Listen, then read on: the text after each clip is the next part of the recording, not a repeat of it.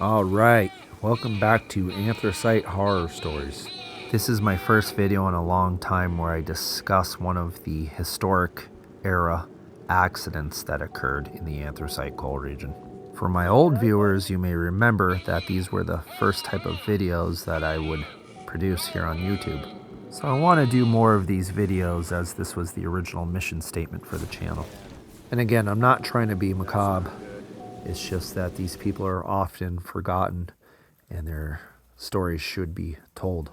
So I'm going to be running some of my footage during this video because it's related to the story that's being told, unfortunately.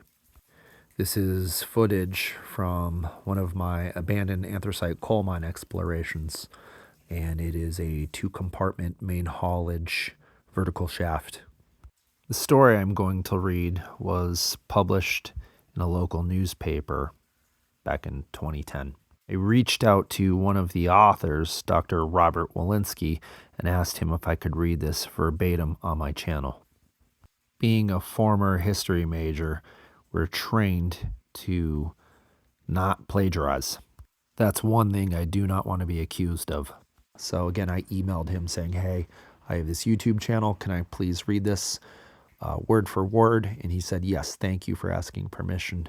Check out Dr. Walensky's books on the historic anthracite coal mining region here. He did one on the Avondale, one on the Knox, and I'm pretty sure he probably has some other stuff out there concerning anthracite coal mining. Super nice guy. I've met him in person one time. Awesome guy. Very friendly. Check out his stuff. So thank you again, Dr. Walensky, for giving me the permission to read your article verbatim. So let's get right into this. And unfortunately, this is a horrible, horrible incident that occurred. And then again, on your screen here, you can see this vertical haulage shaft. You can see this wooden cribbing. This was published in the Citizen's Voice newspaper, Wilkes-Barre, Luzerne County, Pennsylvania, on May 7, 2010. It's entitled South Wilkes-Barre Colliery, South Wilkes-Barre Mine Hoisting Accident. 7 miners died when boulder dropped in South Wilkes-Barre Mine. This occurred on May 7, 1935, and it left 7 mine employees dead. On May 7, 1935, at 3:30 p.m., 7 mine workers met their fate, one of the most extraordinary anthracite disasters on record. All were transportation men who perished when a 250-pound boulder fell about 625 feet into the number 3 shaft of the South Wilkes-Barre Colliery and smashed into their ascending elevator. The rock mass struck the cage with such force that it pierced the protective steel roof or bonnet and ripped through plank flooring that was 3 inches thick. The men had just finished working in the Baltimore vein and were traveling to the Hillman vein to continue sending loaded coal cars to the surface. Vice President and General Manager Edward Griffith of the Glen Alden Coal Company reported that 3 of the victims, Arwell Roberts, aged 34, Wilkes-Barre, Robert Walker, 23, Plymouth, John Maidman, 21, Wilkes-Barre, were probably killed instantly. Richard Owens, 33, Wilkes-Barre, James Johnson, 53, Wilkes-Barre, and Nicholas Shields, 30, Dallas, were likely knocked from the elevator and thrown 300 feet into a sump at the bottom. The impact rendered another passenger, Robert Owens, unconscious. He was trapped inside the damaged carriage, but never regained awareness and passed away a few hours later at Mercy Hospital. Thousands gathered around the colliery as word of the accident spread through the valley. 26 local, state, and company police, who were already on the scene because of a strike, controlled the crowd. Unlike many other mining calamities, where it took several hours, if not days, to find the bodies, the 6 deceased, plus the comatose Owens, were brought to the surface within 60 minutes. 3 of the victims were single and left behind parents and other family. The remaining 4 were survived by their widows and a total of 7 children and 3 grandchildren. Further investigation revealed that the boulder had somehow become dislodged about 200 feet from the top of the shaft. It struck the cage near the Hillman vein located 650 feet down. Shaft engineer Joseph Hunsinger immediately stopped the cage when he felt a severe jerk. He called to the Hillman and reached mule driver boss Martin Hogan, Yes, sir. telling Go him to ahead. investigate. When Hogan came to the shaft, he heard moans and whimpers. Although hesitant at first, in an act of immense bravery, he slid 125 feet down the wooden shaft guides to the cage. He saw 3 lifeless men and the insensible Robert Owens inside. He made a quick assessment and thought that the elevator could make it to the surface. A lift signal to the engineers sent the battered carriage upward. 4 of the deceased were members of the Welsh Bethel Baptist Church on Parish Street. Another victim belonged to the Second Welsh Congregational Church, meaning that 5 of the 7 departed were of Welsh background. 1 victim belonged to the Franklin Street Primitive Methodist Church, Plymouth, and another was Irish Catholic. The prevalence of the Welsh workers underground belied the general belief that Welshmen were only in managerial positions. The recent immigration of John Maidman indicated that Welsh miners were still coming to the U.S. The disaster stands as one of a small number of shaft accidents. Other examples include the number 2 shaft of the Susquehanna Coal Company in Nanticoke in 1875, where a weak platform holding 6 men broke and sent them 540 feet to the bottom.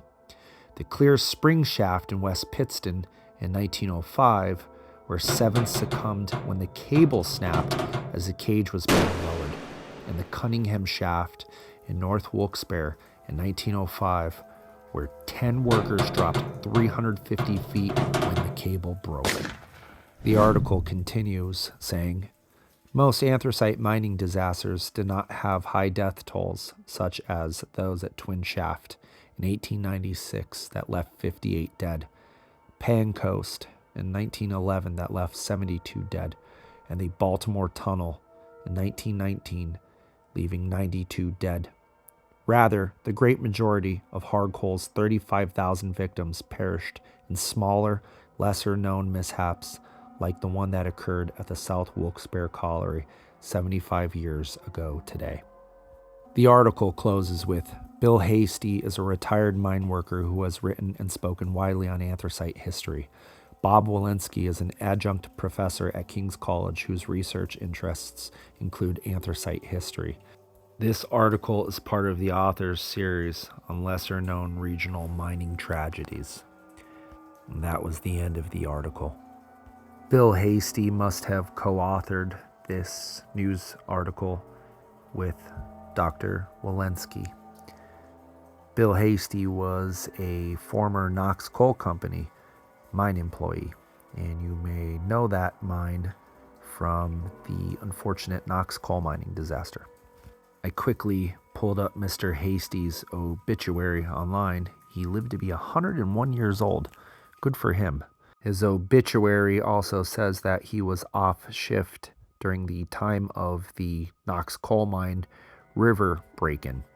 He quickly reported to the site, however, in an attempt to help with rescue operations. So my hat's off to him. Sounds like he was a great guy. So now I'll do a quick after-action report, as we would say in the Army. I'm going to just dissect this article and give my take on it. So as you can see from the footage of my exploration of the abandoned mine with the 2-compartment vertical haulage shaft, there's a series of wooden planks. As I'm panning upward, you can see how the wood is meeting the rock. Back when these mines were in operation, where you're seeing the rock meeting the wood, they would have filled those gaps in with smaller wooden boards in an attempt to prevent such calamities as this happening. The thinking was that if a rock did come loose, such as this 250-pound boulder, that it would simply come to rest against one of these vertical or horizontal wooden planks, preventing it from entering the shaft itself. So either those wooden pieces were not holding back any such rock and allowing any possible rock that was delaminating to fall into the shaft voidage, or perhaps the wood was in bad condition. Maybe it was mushy because of the humid and wet conditions in these anthracite mines, and if dislodged, a boulder such as this one could fall down the shaft voidage. Perhaps if they had done better inspections on the vertical haulage shaft cribbing itself, this could have been prevented. We won't know, unfortunately, however. Maybe it was a freak accident too, and it simply broke through the wooden protective boards that may have been there. Again, we don't know if they were there or not. And it broke through with such force that it simply tore through those wooden planks. One thing's certain, this thing went 625 feet before it hit the roof of the cage, which was made of steel. It was called the bonnet. That rock would have easily been traveling terminal velocity. I cannot imagine the force that it hit that cage with. That 250-pound boulder reaching terminal velocity would have had the force of an explosive charge behind it, tearing through the steel reinforced roof, the bonnet, then unfortunately traveling through the human bodies. After striking these poor men, the boulder was continuing its downward trajectory, where it tore through the 3-inch thick wooden floor of the shaft cage itself. This boulder, I think of it as like a 250-pound tank round that just tore through that cage like butter. That Martin Hogan sounds like he was a hero. I could not imagine climbing 125 feet down that wooden shaft. That wood would have been wet, damp, and slippery. Martin Hogan would have had a carbide lamp illuminating his way down that shaft, or an old school electric light. So either way, it would not have been giving off a lot of light. But what a great guy, you know? He assessed the situation and got that cage up to the surface. And what a sad thing that had to have been for him. That poor guy, seeing his coworkers just literally destroyed by that boulder. So sad. He undoubtedly knew all those guys too. He had to have been haunted from that day onward. He probably stayed working in that mine too for quite some time after that disaster. What men! They were a real different breed back then. Climbing 125 feet vertically down in order to help your buddies out, knowing that if you just slip up a little bit, you're going to hit terminal velocity and go flying through that shaft cage. Wow. Hardcore, man. That rock had hit with such force that it literally knocked 3 of those men out of that cage, causing them to fall 300 feet vertically down and into the sump section of the shaft. They would have been killed on impact. You can't survive that kind of fall. What a tragic story all the way around, you know? John Maidman sounds like he was a recent Welsh immigrant too.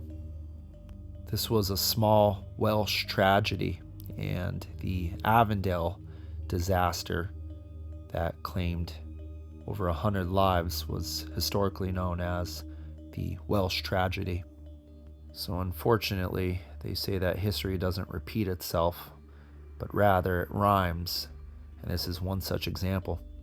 So the article talks about other shaft disasters where mine workers unfortunately died in the shaft itself. I've read about the number 2 shaft of the Susquehanna Coal Company in Nanticoke that occurred in 1875. I'll do a future video on that one. The floor of the shaft cage itself just opened up, and it sent 6 men down 540 feet, obviously where they died on impact with the bottom of the shaft. I actually did a video on the other shaft disaster that Dr. Walensky mentioned in this article, the Cunningham shaft, North Wilkes-Barre, 1905, where 10 workers were killed when the hoisting cable snapped on the shaft cage itself. That cage dropped 350 feet. Oh my God, so bad. Vertical haulage shafts were extremely dangerous, and you can see why now. There's a lot of things that can go wrong. Something happened in the shaft compartment itself, especially while you were ascending or descending, it could lead to a fatality very easily. Often these shafts were well over 1,000 feet vertically. Can you imagine that? So this just adds to the whole story of how brave these men were that went to work down these shafts. Men like my great-grandfather, Michael Marciniak, riding these cages for 50 years. 50 years, could you imagine that? You would have to have nerves of steel, in my opinion, to ride those cages. They would send those cages flying down and flying up because they wanted production numbers to be high, so they didn't waste any time. They would really drop you.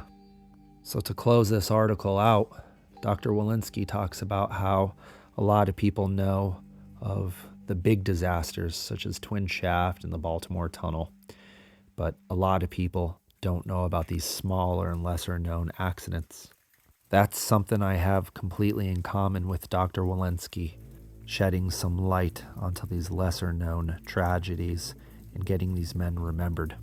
This is why I created this YouTube channel to begin with, Anthracite Horror Stories.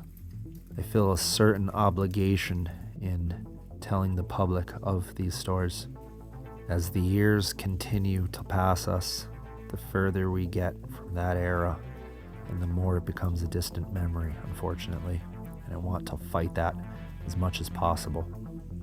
Thank you for taking the time to watch this video and listen to it. Please be sure to like and subscribe if you haven't already. And a big thank you again to Dr. Walensky. It was a great article. Let us remember Arwell Roberts, Robert Walker, John Maidman, Richard Owens, James Johnson, Nicholas Shields, and Robert Owens, who all passed away from this unfortunate accident. And I also hope that Bill Hasty is resting in eternal peace.